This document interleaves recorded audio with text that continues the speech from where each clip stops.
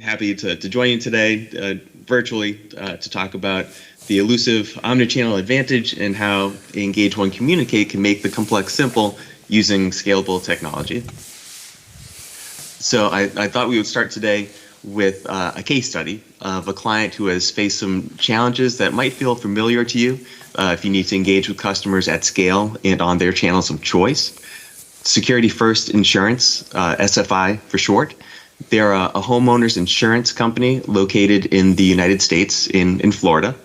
They have about 400 employees, and they strategically prioritize innovation as a way to engage with their customers in a meaningful way.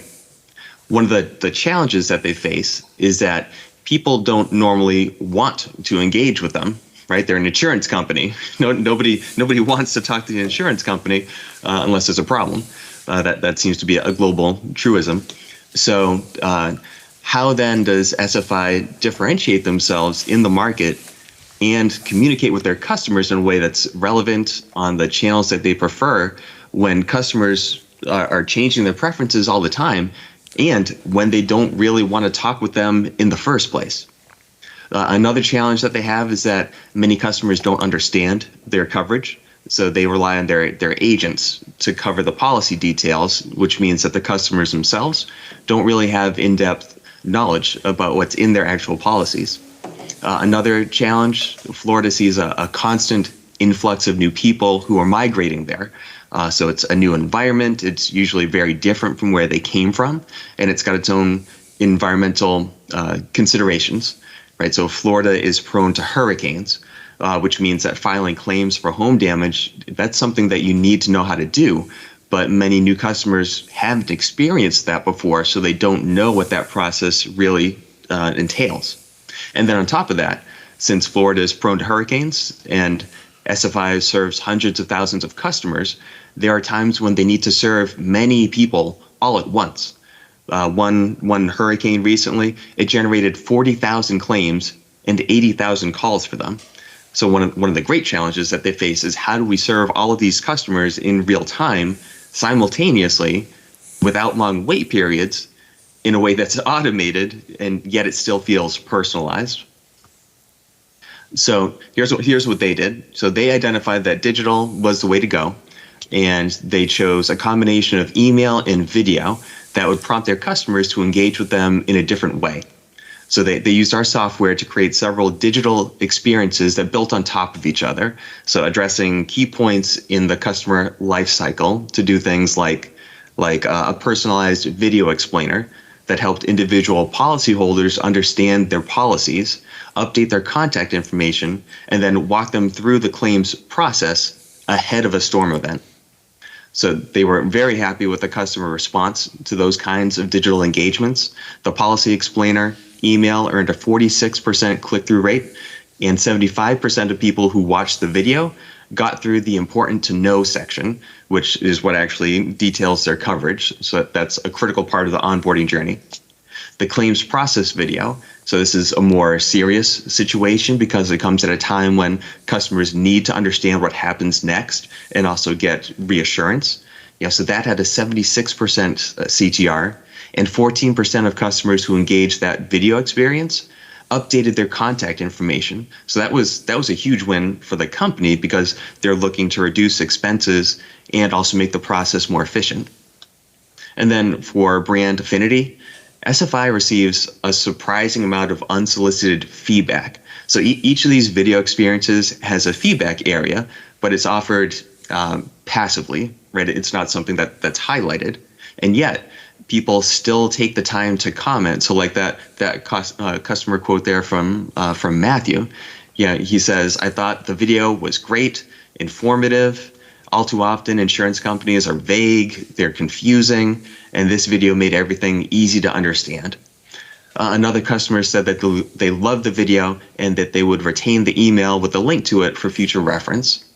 So in terms of differentiation and delighting customers, SFI feels like they're meeting their goal because their customers are telling them that they have.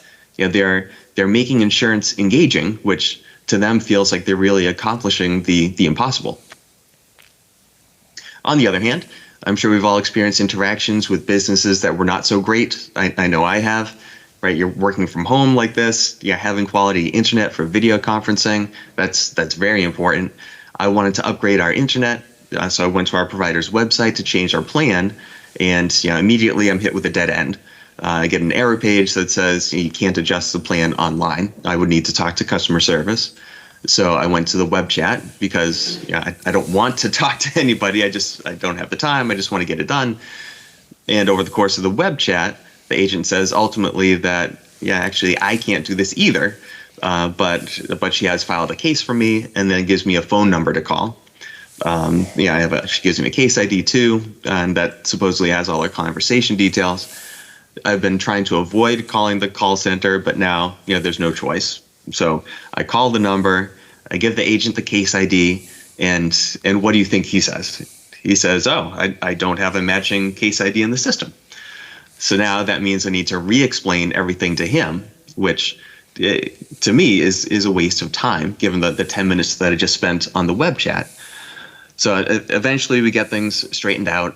I get the enhanced internet package, but the process of getting there was pretty painful as a consumer.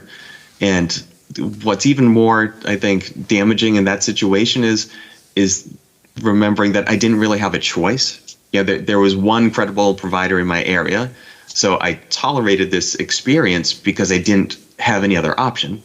But research shows that something that's really scary to customer experience leaders, that 59% of customers will leave a brand that they love after just 2 or 3 negative interactions.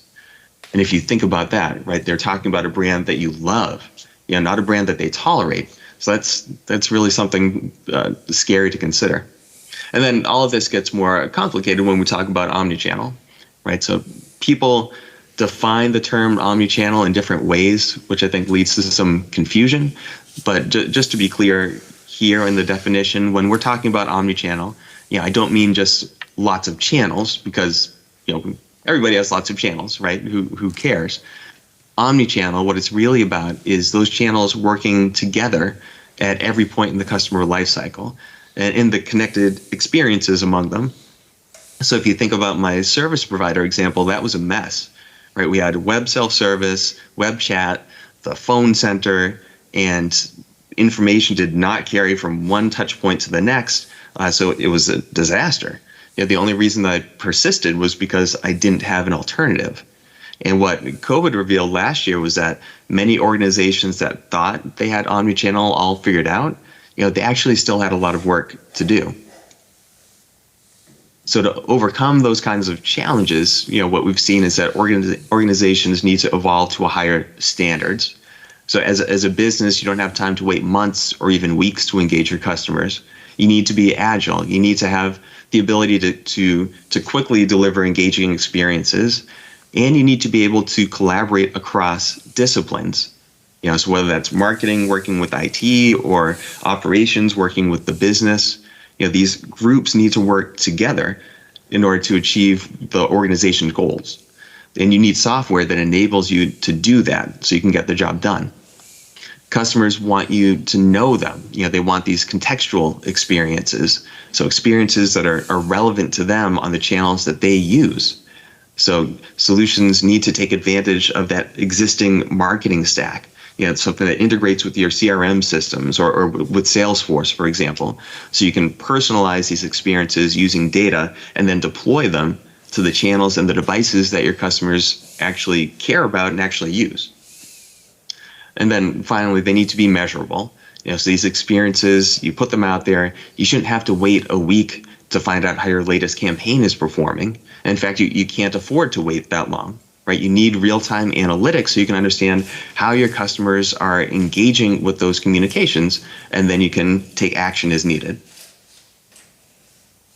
So the way that we've been approaching this at Precisely is with a digital communications platform we call EngageOne Communicate, and it leans into a unified approach. So basically, it enables business users and technical specialists to collaborate together to drive customer experience in use cases involving customer retention, acquisition, customer servicing, onboarding, and more. And we've done it in a way where it's a common UI pattern across the platform. So even though we have this really unique channel mix, we've got email, SMS, for the more kind of standard technologies, and then we have more cutting edge technologies like personalized interactive video and chatbots. We bring all this together in a unified way. So it's a unified approach to the design, to personalization, to data management, delivery, and analytics. And that ends up being a real time saver for clients and partners who are using the platform, because it means you don't have to learn a bunch of different products in order to create all these different personalized digital experiences. So to help bring this to life, what I'll do now is show how these different digital channels can work together in an omni-channel way. And we'll do that by looking at an onboarding journey for a financial institution. The user in this case is named Veronica, and what she's done, she's just registered for a new checking account. And now as the bank, what we'll do is proactively engage her with a personalized welcome email. This email links to a personalized interactive video to onboard her as a new customer. And it also guides her to the next logical step. For her, in this case, it's going to be registering for self-service and also signing up for a new credit card. As she's going through that process, she has some questions, and those are answered by the bank's chatbot. After she's made a few purchases on her new card, she makes her first payment, and she receives a proactive SMS payment alert that gives her peace of mind and actually builds loyalty for her to the bank, because the bank is addressing a concern of hers, which is making sure that her bills are paid on time. Right? She's trying to build up her credit score, so getting that kind of confirmation is really important to her. So that's the broad overview of the journey, and now we'll look at the different aspects of it. So we'll start with the personalized email. You can see on the right side of the screen, the email greets her by name, but personalization, of course, is more than just getting the name right? It's about optimizing for the user's device, which you can see here. The email is formatted for her phone. And if she opens it up on her laptop or an iPad, it'll format for those devices too. Having a clear call to action is critical, especially in mobile. And in this example, we have that with the button to view the personalized video. You could also consider conditional content based on your data set. So if the user has a certain product of yours, or maybe does not have a certain product, you could add or subtract promotions or upsell, cross-sell modules to get the message in front of the right user, again, based on your data. There could be other data points that you want to add as well. So due dates, if it's a bill, plan information, if it's a confirmation after enrollment, whatever data you make available to communicate can easily be added to your communication, so you're not restricted in terms of the amount of personalization you can do. If we look at the lower left, you can see the interface for creating this email. It's a drag and drop experience. It's all done in the browser, and you're essentially choosing blocks from the right to drop into the design canvas on the left. So you can add images, buttons, dividers, text blocks, different layouts, tables, and then you can modify them in different ways. Designing the email itself only takes a few minutes, and then personalizing the email is easy, so it's a huge savings when you need to get communications out quickly. As you saw in the case study at the top of this session, videos can be an effective way to engage a customer. And when the video is personalized to the individual, when it leverages appropriate customer information, you can create an immersive digital experience that really exceeds consumer expectations while also meeting your business objectives. So in this case with Veronica, she clicks the button in the email, and that leads her to her personalized interactive video.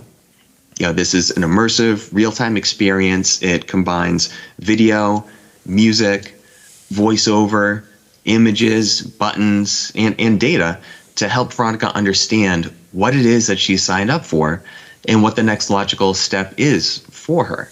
So in this segment of the video, she gets introduced to a credit card offer. If you look at the lower left corner in this one, you can see the interface for creating this experience. So it's designed for the average business user to quickly create a real-time interactive personalized video. So you're pulling in video assets, images, adding voiceovers, so you don't need to hire a professional to narrate this. Instead, you can use our built-in AI-driven text-to-speech capability. It lets you choose from dozens of different voices, male, female, different nationalities, and bring a whole new dimension to the experience. And if you don't like the AI options, or in some cases, if you have your own brand voice, a literal brand voice, you can add that to the video instead to keep everything on brand. So we're talking about an onboarding experience here, but you can imagine doing an event invite, a product explainer, a check-in video, a sales follow-up, to a meeting. There are many use cases for this technology. But if we go back to Veronica, so based on her personalized video experience, she decides to renew early, but she has some questions. And the video has a connected chatbot experience to help her get the answers. The experience, again, is driven by data, so she provides information, and the chatbot uses that to get her answers. And if she gets stuck, or if the chatbot can't answer a specific question, the chatbot can transition seamlessly to a human agent to close that last mile. And now we've come to the last part of Veronica's journey. So we're a few weeks down the line. She's made her first credit card payment, and we've sent her a personalized SMS to confirm receipt of payment. So we greet her by name, let her know the current status, and this closes the loop for her. An activity like this, presuming the user has given you permission to contact them in this way, it's an effective way to create loyalty because you're helping the customer easily keep track of what's going on with their account. They don't have to log into the app. They don't have to log into the website. You're streamlining the customer experience for them. In the lower left, you can see the interface and communicate for creating the SMS. So again, it's a really clean interface, lets you create the message, personalize it using data, and it also provides feedback on how many characters you've used to help you stay concise and on message. Behind the scenes, we're capturing data on how customers are interacting with your communications, so you can access that data and then do something with it. So here is an example of a reporting dashboard for an email. So you can filter it by date range. You can see the metrics for how many messages were sent, opened, see the click to open rate, and that helps you measure how engaged customers are. You can also see the unsubscribes or the bounce, so you can see the opposite and see where you need to optimize. Many clients want to slice and dice this data in their own systems. So with Communicate, you can download the entire data set for offline analysis and drill down to that individual user level. That way you can understand how individual recipients are actually interacting with your communications. The metrics are different, of course, for each type of communication. You have opens and bounces here for an email. You would have unique views and average view duration for video, for example. But the interface in Communicate is consistent across the board. So we've got the key information at the top. There's an engagement chart below that, and the ability to filter information by date as well as download it. So we have had a good result a couple weeks ago that I want to tell everyone about. So we won Computing's 2021 Cloud Excellence Award in the category of Unified Communications Product of the Year. The Cloud Excellence Awards are one of Computing's longest running and most popular events, and they basically honor companies and individuals from across the technology industry. So this is a really exciting development for us. We now have not only an industry-first product, as analyst Casper Roos has called us because of our unique mix of digital communication channels, but we now have an award-winning product. So we're incredibly proud of this because this is really a testament to all the hard work that the team has put into the product, plus all the feedback that we've had from clients, from great partners like Dialog Group, and from some of you in the room as early adopters. So this is a great validation of all that effort, and we're very thankful for it. And speaking of feedback, I wanted to give you some insights into where we're going next. So as I process through what I'm hearing from the market, so feedback from you, from other clients around the world, other market inputs, I've narrowed our focus in 2022 to these 5 themes. So we have video, email, push notifications, analytics, and enterprise controls. Video is a very exciting area.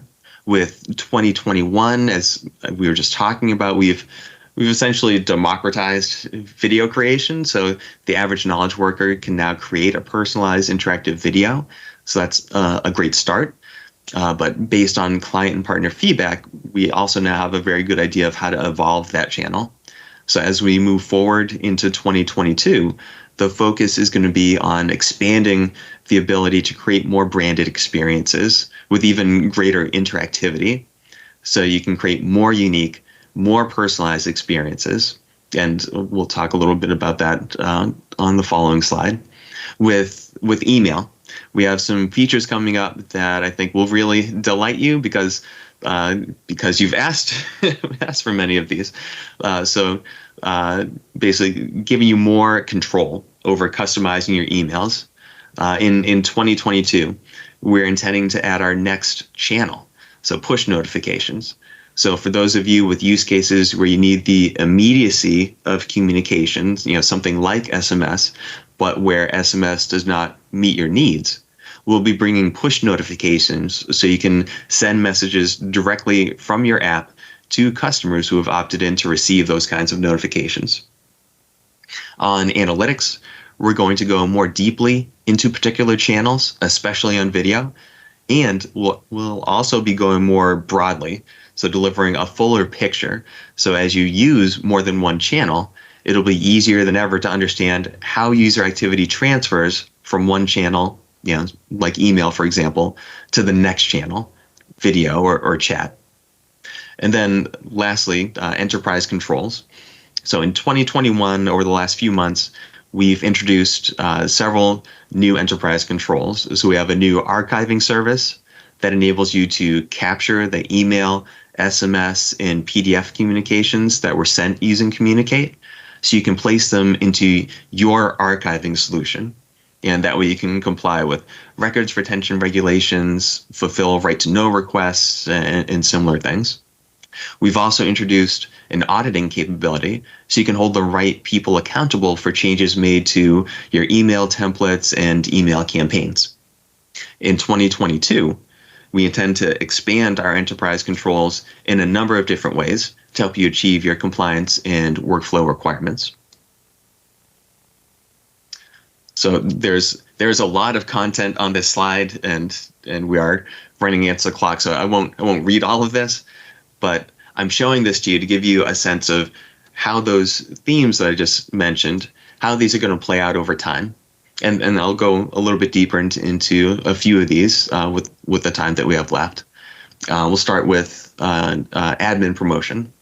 So we've heard from many of you that even though Communicate is a SaaS product, your workflow requires the equivalent of a dev pre-prod production environment. Well, this feature will enable you to achieve that kind of result by enabling one of your admins to copy a project from one team to another. So basically, you create a team to represent your dev environment, another team for your pre-prod, and a team for production. And then what the admin can do, once you have your communication perfected in dev, you can move that as a project or move the individual communication to the next team. So you can follow whatever your existing review and approval workflow is and still mimic that kind of workflow. That feature will be complemented later in the year by version control. So you'll have the ability to create new items in a draft form, edit those items without impacting published versions, and also roll back to previous versions as needed, so you can keep consistency and compliance. As part of that, we'll also support a number of different states for a project or for a communication. So we'll have draft states, submitted for review, in review, approved, scheduled, and live. So lots of value on the way there. If we focus on the email channel for a second, We have a lot of great features coming there too. So shared assets, yeah, this has been a much demanded feature. So the ability to create reusable blocks that you can use in email. So basically you only have to update one block, a footer block, for example, and then those changes will be replicated across all of your email templates that are using that block. You'll have the ability to see all the templates that are using a given piece of shared content as well, and then test the templates that are using the shared content so you don't accidentally negatively impact the affected templates. And then lastly, video. So we're bringing a number of enhancements to our video channel. So the ability to create branded landing pages is one. The ability to have branded pearls. So the links right now, the pearls that are generated for a personalized interactive video, they say, EngageOne.com, something like that. Instead, you'll be able to customize the pearls to your own domain. So it will be on brand and also encourage trust with your customers. And then I think most exciting of all, we have enhanced AI voiceovers coming. So neural voices. So these are new voices that are able to emote in different ways. They sound very lifelike, sometimes almost indistinguishable from humans. So that'll give 3 options for voiceovers in video. So today we have 2. Today we have the standard AI voices using speech synthesis technologies. We also have the ability to upload custom voiceovers. Again, so if you have a brand voice, you can record that and upload it, and that will play during your scene. And then in 2022, we'll have neural voices. So these new AI voices make use of neural networks and deep learning technologies, and they deliver a more robust, more human-like sound.